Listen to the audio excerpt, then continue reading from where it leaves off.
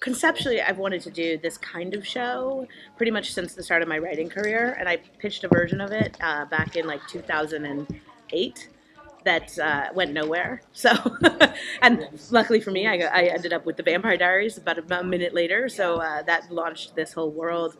But in terms of when I really felt like I could make it a series in this franchise was when we decided to do an age jump to make Hope 7 and 8 years old and 10 years old and not a baby in the middle of the originals. And then all of a sudden I saw a path to be able to create a really strong, unique ingenue, and that I could put her into the world that I've always wanted to build. And we were still doing Vampire Diaries at the time, and I'd always wanted Alaric to kind of be the headmaster of that school. And so I thought, well, you know what? Now he has daughters, and they're witches, and they're trouble. And so what if Alaric and Caroline together could find a place and build a place for these kids? And then eventually we could, you know, have a show. It could have a show of its own.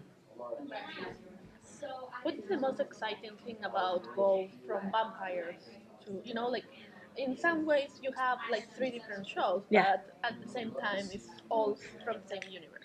Yeah, it's funny because usually you start with the young ones and then you age them up, and I aged up and then went backwards to go back to the teenagers. I think that that is the fun of it. I mean, the originals is a show about a family dynasty over a millennia, and to be able to say, well, this is the next generation of that family, is so cool. And then Mystic Falls has had centuries of vampire history, and now to say, well, we've got the new generation coming back into this town that has basically had its history rewritten, so they don't even know what that town has been through.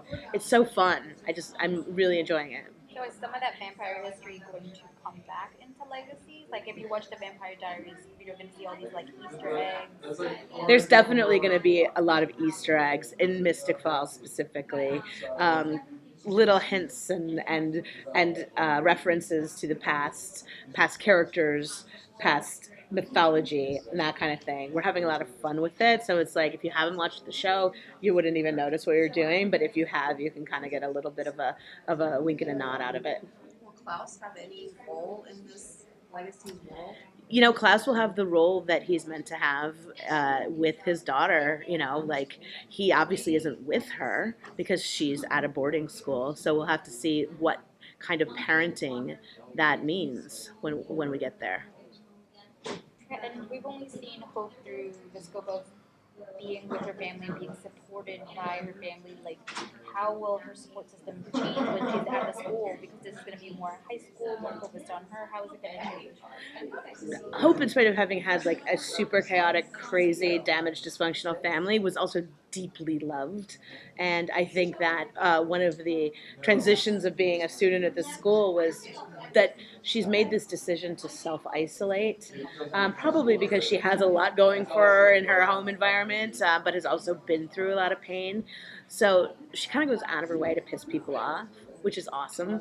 And she's a little snarky and a little aloof, and people think she's kind of stuck up. But it's a protective measure, and so it's actually a really fun version of the character that we're enjoying writing.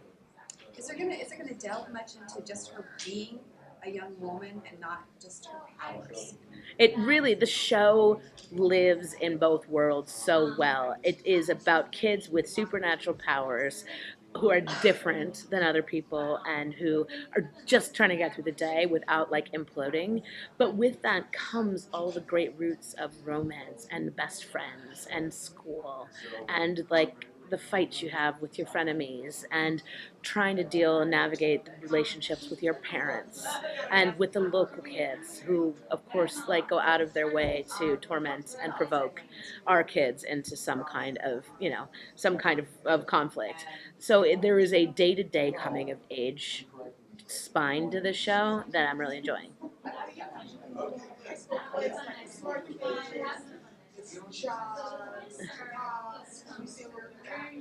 You know, we actually were talking about how to differentiate the groups, and you know, we've got different factions. You've got werewolves, vampires, witches, all trying to live harmoniously under one roof, which of course has never been done before.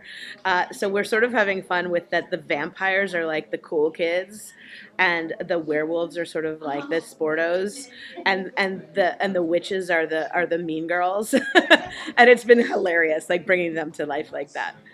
How sad is it to be ending the original, or is this exactly where you wanted it to come to in this journey?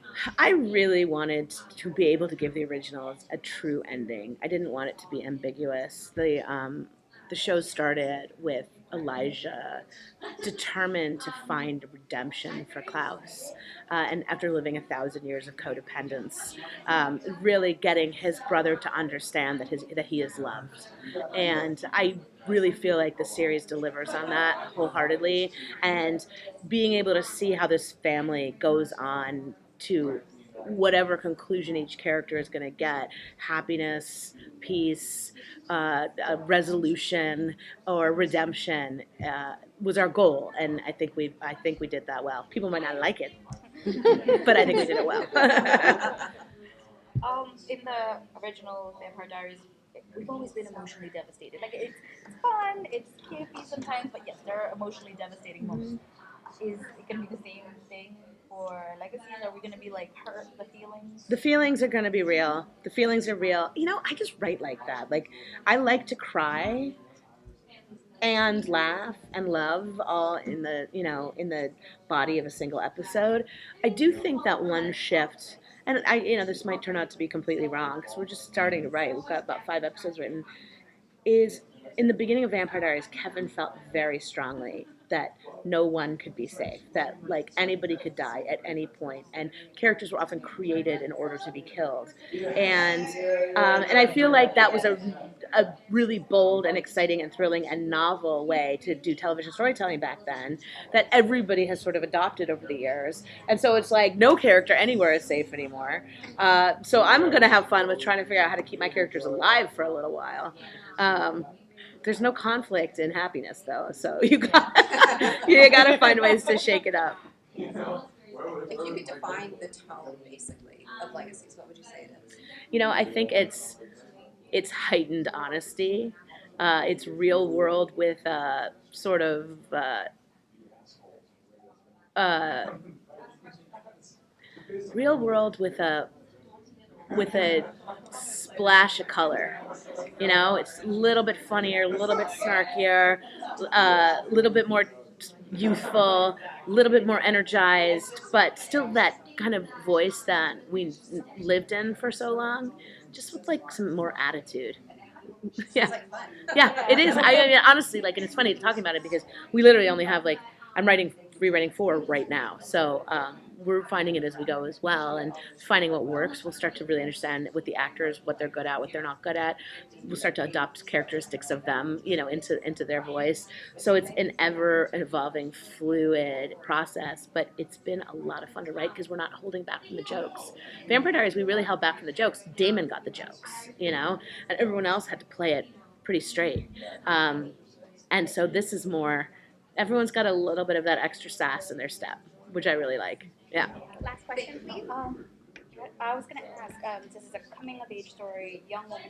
How has everything that's been happening in 2018, the Me Too movement, has that affected how you write her journey? Like, that has affected everything in a good way. I mean, in a hard way, because I mean, I talked about it at the panel and I made a joke about it, but it's really true. Like, one of the very first decisions that we made with the show is that of the vampires at the boarding school would actually be teenagers and not 100-year-old vampires. I think that with Bill and Sookie and Edward and Bella and then Stefan and Damon and Elena a decade ago, there was something sort of gothic and romantic and awesome about this like old, like eternally youthful guy chasing after this young pure, like, not, if not the virgin, at least the tonal version, and that's just like a completely antiquated dynamic now. I think in this day and age, I think that women don't need to be pursued in that way. I don't think they need to be the sort of victims in that way. I don't think they need to be the pedestal dainty ingenues while the big bad boy comes in and sweeps them off their feet. I think that they can carry the weight of their own strength and their own fierce power and not need to be the object of anyone's desire. So powerful. Yeah. Yeah, and so it's like our vampire right now, this kid MG, is hilarious because he's kind of a nerd, but like he's so cool and so energized and awesome. But he loves Lizzie Saltzman with all his heart, and she's just like not having it, not having it. And that's the vampire of our show right now. Of course, you know, we'll open that world up and get more, you know, broody, sexy Paul Wesley types. But that's the difference, the singular difference.